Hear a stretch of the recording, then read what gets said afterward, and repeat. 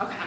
So another thing that we are going to be thinking about as we start putting together our unit plan is not just how are we scaffolding our objectives, but how are we making sure that we have the right objective with the right passage from a text so that it feels really authentic. So we're going to think now just a little bit about how do we match texts and objectives.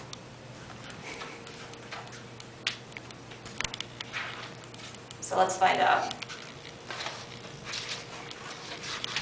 So we know that students have to be evaluating and they have to be analyzing figurative language by the end of the book and by the end of the unit, because a lot of the time your unit will be sort of grounded in one key text.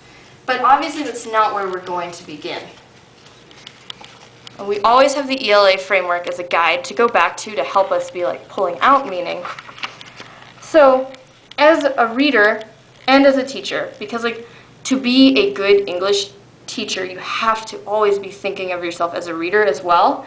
You're looking for natural places to be teaching the different skills and knowledge that you've pulled out as students needing to be learning over the course of your unit. Students need to reach the level of reading and thinking that you're aiming for by the end of your unit, but you don't want to just necessarily sit down and sort of like graph that out like, okay, day 1, check, day 2, check. You want to make sure that you're choosing the right days to match the right readings. So one thing to think about is that you can always go back and reread a passage, right? If I decide that chapter 2 in House on Mango Street, Hares, is something where I really want to talk about like evaluating author perspective, but I'm like, oh, it's like page 6 and my students aren't ready to do that. Go back to it in the 3rd or 4th week of your unit, right?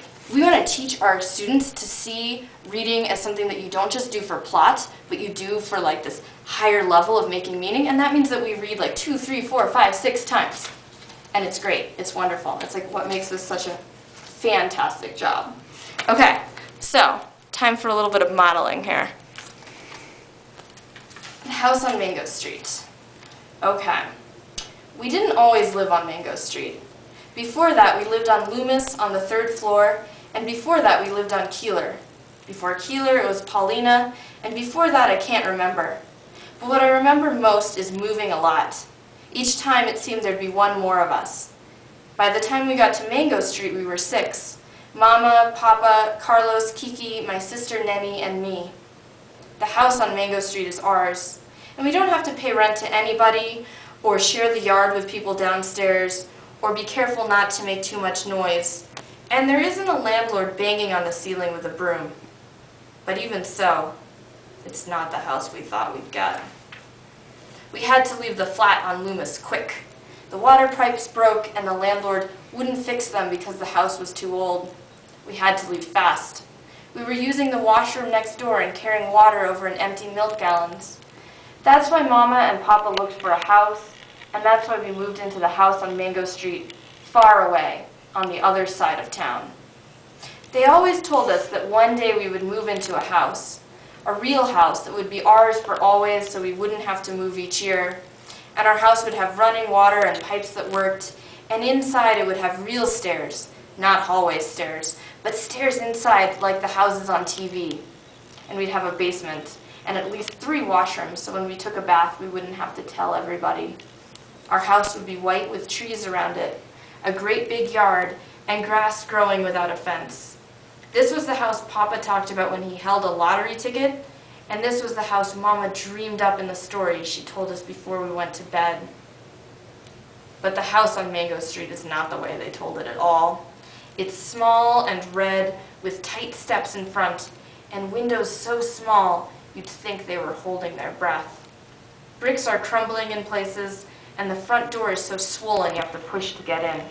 There is no front yard, only 4 little elms the city planted by the curb.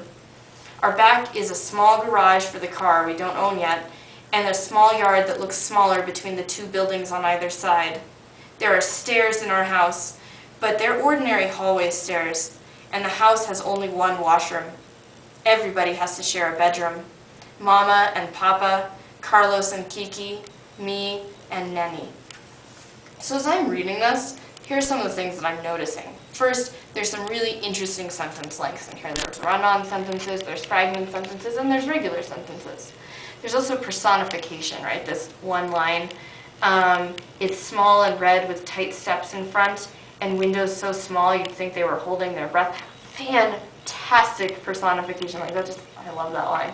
And there's a lot of shifts in mood, right? It starts out kind of like contemplative. You're not really sure where she's going. It's like the very beginning of the book, and then you get to this line.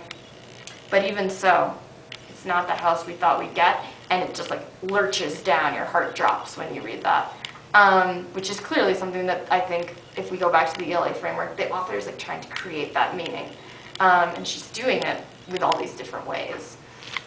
So I'm going to think about like what objectives I want to teach here, looking at what in the text is really special, right? I wouldn't want to talk about something that isn't really exciting here. So this might be somewhere where I'd want to teach personification.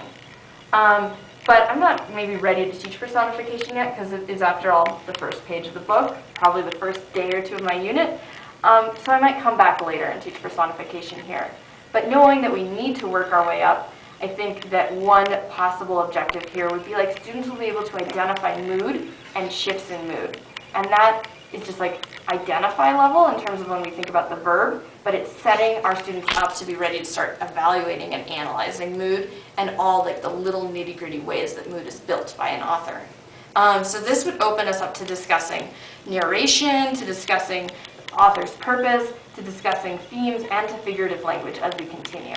And so that's the way that you want to really organically approach unit planning, is that you spend a little bit of time looking at standards and objectives. Then you spend a little bit of time looking at your text, and it all has to like really weave together, which makes unit planning something that can take a bit of time, but also when you do it with this English language arts framework, is going to set you up in a way where you are going to like get your kids so excited about reading and in a place where they really are reading very skillfully and thinking skillfully, and that's going to play over again into like helping them be like these very creative, problem-solving, compassionate, awesome leaders, which is what we are going for.